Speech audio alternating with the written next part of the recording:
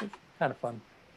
So just very quickly, some of my favorite shots from my entire trip.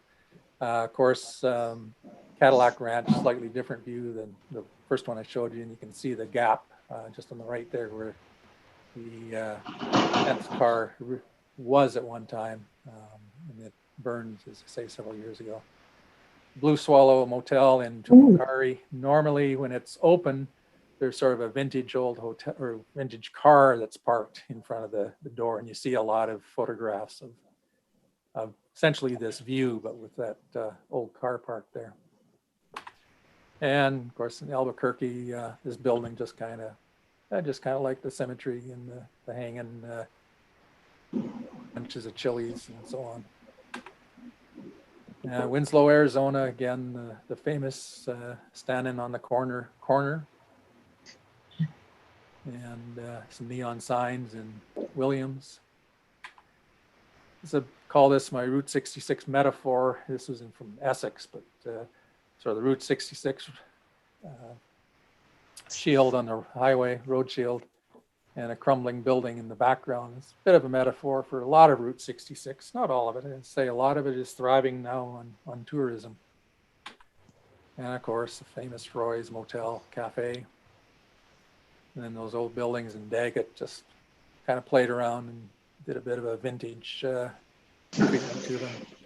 And then finally, Santa Monica Pier at just after sunset and around sunrise the next morning.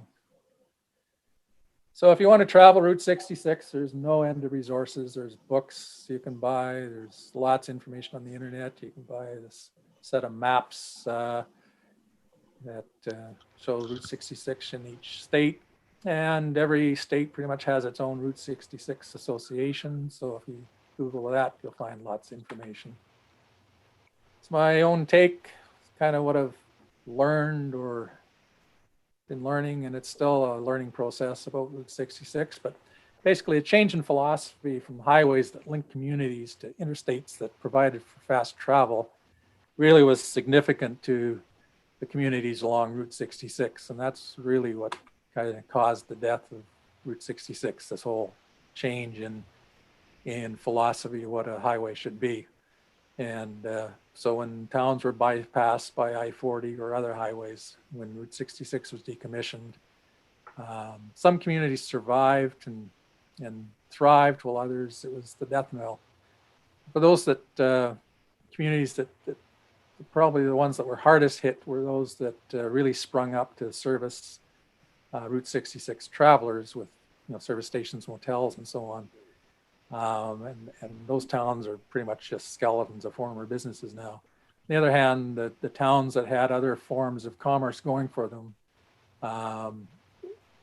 they were heavily impacted by the demise of Route 66, but they still managed to survive. And towns certainly like Tucumcari, Flagstaff, Williams, Rancho Cucamonga, they're pretty proud of their Route 66 association. And Route 66 continues to live, travel the Mother Road. So some lessons I learned: you can never do enough advanced research. I'd suggest breaking the trip into short legs if your time will allow, to maximize your time for exploring.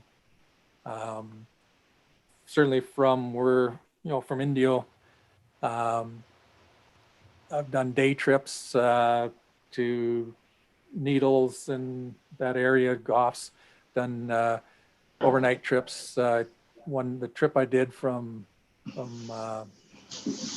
Barstow to Santa Monica Pier, I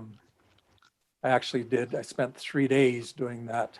And so, if you can, the more time you have to poke along, the better. The trip I did last December, I spent 2 days pretty much deadheading from Indio to Amarillo, Texas, and then spent 5 days driving back. So overnight in areas with lots of neon signs, and they're best shot at blue hour. if you stay in a few Route 66 motels, that's kind of fun. It gives you a bit of a taste for what travel was like back in its heyday, and sample the foods in the many restaurants and diners along the route. I know Jeff will consider this sacrilege, but you don't have to stop at Carl's Jr. And plan your trip for a time of year when most of the stuff is open, which is basically spring, summer, fall. December, I would say, is not a good time to travel just because of weather conditions, and pretty much a lot of stuff is closed. I was fortunate. I planned my trip for certain days. The day before my trip, there was a major snowstorm, blizzard, basically, that went through the Flagstaff area. Fortunately, I dodged it, and when I drove through the next day, the highway was clear and for the most part dry. But I'd say winter travel can be treacherous, and just more research you can do beforehand, the more you'll see. I did a lot of research ahead of time, but when I was writing my blog articles and so on afterwards, I did even more research, got on, through the internet, and I kept coming across stuff and thought, oh, geez, I wish I'd known about that when I was in that area. So probably the biggest lesson I learned, though, really is that Route 66 is more than just a road.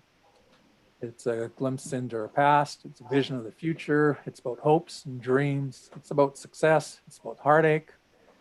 And it has its happy stories and its dark secrets. But most of all, Route 66 really was and still is about connecting people. So if you want more, a little commercial here, you can check out my blog, windatyourback.com. Got write-ups of my Route 66 adventures there. And in my photo gallery on neilmillerphotography.com, I do have a Route 66 gallery. So that be it. Got any questions, feel free to ask. I'll